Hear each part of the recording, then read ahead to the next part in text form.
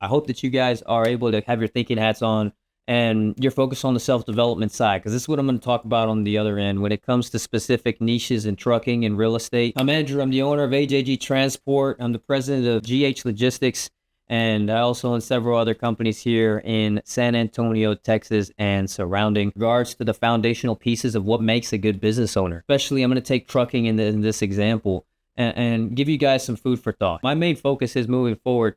When I think about a good business owner, and especially in trucking, I think of somebody who knows the industry but also knows business. Those are two different things, and people start to put them together too often. For example, and you've been a driver and you've been doing a million miles on the road.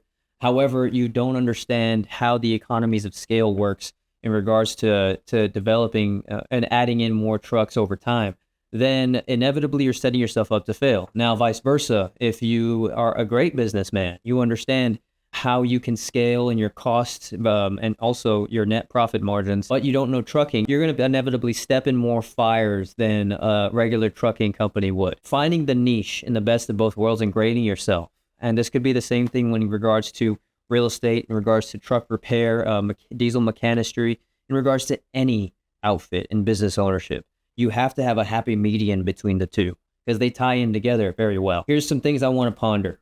Overall, I want you to grade yourself from 0 out of 100 in regards to your knowledge and your strength with your current industry. I'm not talking about making money. I'm talking about, say, for example, with me, it's trucking.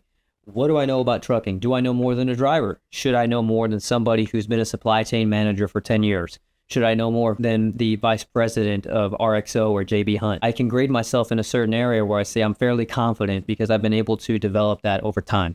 And where am I weakest? Am I weakest in truck repair? Am I weakest in talking and empathizing with drivers? Am I weakest with technology and software? Or am I weakest with finding freight and figuring out good communication and connections? These are all things that put you into trucking, for one. However, going on the other side, you're going to have, again, the communications and negotiations. Then we're going into grading with business versus the actual industry. Am I good at negotiating and contracts? Am I good at finding those contracts? And do I know where to go? Am I good at understanding my net costs as well, or my total net margins that I have throughout my current operation? Am I understanding of how to lead well and how to develop a team that can start to develop into its own automated system? That way, whenever something happens, God forbid you're getting sick, your business is still rolling. And then also, am I able to have creativity and initiative? And that in itself is an ambition score that everyone has, but most people don't act on. And am I able to execute on those new ideas? Because when you're going into business for yourself, you then have to buy a used car that has a regular small little V6 engine, even smaller for others. And you're going to have to add on things to increase more horsepower over time. And that comes from industry knowledge on one end and business knowledge on the other. And so you're going to have to understand if you have a weak point, you either are finding someone who is extremely strong at that point that you can trust, or you're learning it yourself. And more often when you're a business owner, you're learning it yourself. And anytime you have any extra time, you're trying to chase the American dream. You have, instead of 40-hour work weeks, you have all-hour work weeks because you're also increasing in your learning. You're increasing in your effort that allows you to get to the next level because you're climbing stairs and those stairs are 10 feet tall.